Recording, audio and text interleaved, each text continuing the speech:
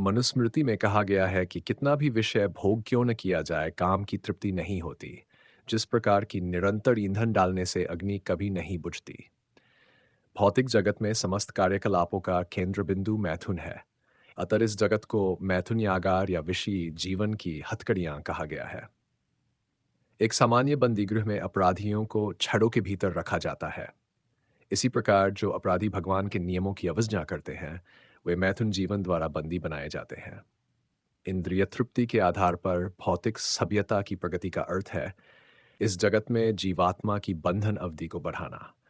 अतः यह काम अज्ञान का प्रतीक है, जिसके द्वारा जीवात्मा को इस संसार में रखा जाता है। इंद्रिय तृप्ति का भोग करते समय हो सकता है कि कुछ प्रसन्नता की अनुभूति हो, किंतु यह प्रसन्नता की अनुभूति ही इंद्रिय भोक्ता का चरम शत्रु है।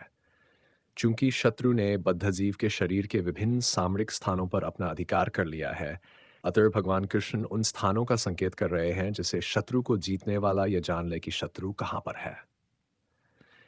मन समस्त इंद्रियों के कार्यकलापों का केंद्र बिंदु है। अतः जब हम इंद्रिय वी संबंध में सुनते हैं तो मन इंद्रिय तृप्ति के समस्त भावों का आगार बन जाता है। इस तरह मन तथा इंद्रियां काम की शरण स्थली बन जाते हैं। इसके बाद बुद्धि ऐसी काम पूर्ण रुचियों की राजधानी बन जाती है। बुद्धि आत्मा की निकट पड़ोसिन है। काम में बुद्धि से आत्मा प्रभावित होता है, जिससे उसमें अहंकार उत्पन्न होता है और वह पदार्थ से था इस प्रकार मन तथा इंद्रियों से अपना तादात्म्य कर लेता है। आत्मा को भौतिक इंद्रियों का भोग करने की लत पड़ जाती है, जिसे वह वास्तविक सुख मान बैठता है। यस्यात्म बुद्धि कुंपेत्र धातु के स्वधि कलत्रा दिशुभाम इज यदि यतिर्बुद्धि सलिलेन कर हिच जने श्वभिज्ञ शूसे वोखर। जो मनुष्य इस धातु निर्मित शरीर को आत्मस्वरूप जान बैठता है, जो देह के विकारों को स्वजन समझता है, जो जन्मभूमि को पूज्य मानता है और जो तीर्थस्थलों की यात्रा दिव्यजान वाले पुरुष से भेंट करने के लिए नहीं अपितु स्नान करने के लिए करता है, उसे गधा या बैल के समान समझना चाहिए। भगवान ने अर्जुन को प्रारंभ से ही इंद्रिय संयम करने का उद्देश्य वह सबसे पापिष्ट काम का आत्मन कर सके, जो आत्म साक्षात्कार तथा आत्मज ज्ञान की उत्कंठा को विनष्ट करने वाला है।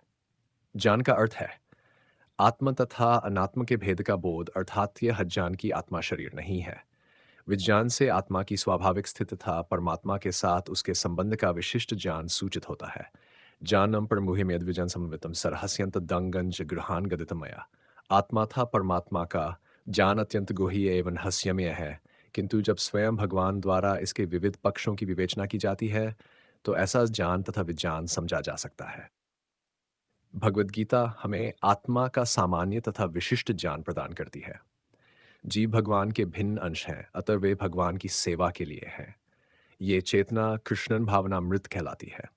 अतः मनुष्य को जीवन के प्रारंभ से इस कृष्ण भावनामृत को सीखना होता है, जिससे वह पूर्णतया कृष्ण भावना भावित होकर तदनुसार कर्म करे। काम ईश्वर प्रेम का विकृत प्रतिबिंब है और प्रत्येक जीव के लिए स्वाभाविक है। किंतु यदि किसी को प्रारंभ से ही कृष्ण भावनामृत की शिक्षा दी जाए तो प्राकृतिक ईश्वर प्रेम काम के रूप में विकृत नहीं हो सकता। एक बार ईश्वर प्रेम के काम रूप में विकृत हो जाने पर इसके मौलिक स्वरूप को पुनः प्राप्त कर पाना दुस्साध्य हो जाता है।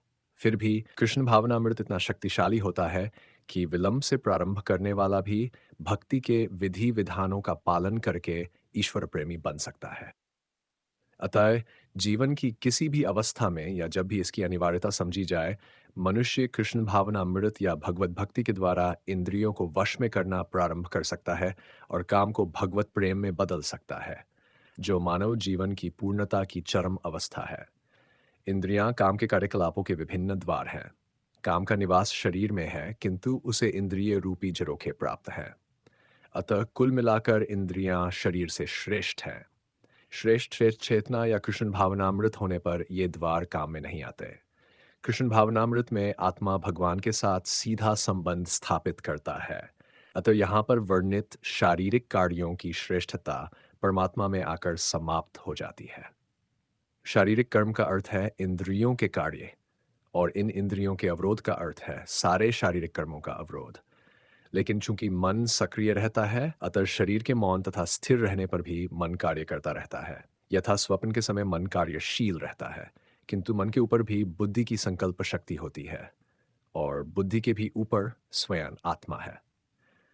अतः यदि आत्मा प्रत्यक्ष रूप में परमात्मा में रत रहे तो अन्य सारे अधीनस्थ यथा बुद्धि मनथा इंद्रियां स्वतरत हो जाएंगे। ठोपनिषद में एक ऐसा ही अंश है जिसमें कहा गया है कि इंद्रिय विषय इंद्रियों से श्रेष्ठ है और मन इंद्रिय विषयों से श्रेष्ठ है। अतः यदि मन भगवान की सेवा में निरंतर लगा रहता है तो इन इंद्रियों के अन्यत्र रत होने की संभावना नहीं रह जाती। इस मनोवृत्ति की विवेचना की जा चुकी है। परंदुष्टवानी वर्तते, यदि मन भगवान की दिव्य सेवा में लगा रहे तो तुच्छ विषयों में उसके लग पाने की संभावना नहीं रह जाती। ठोपनिषद में आत्मा को महान कहा गया है। अतः आत्मा इंद्रिय विषयों, इंद्रियों, मनथा बुद्धि इन सब के ऊपर है। अतः सारी समस्या का हल यह है कि आत्मा के स्वरूप को प्रत्यक्ष समझा जाए।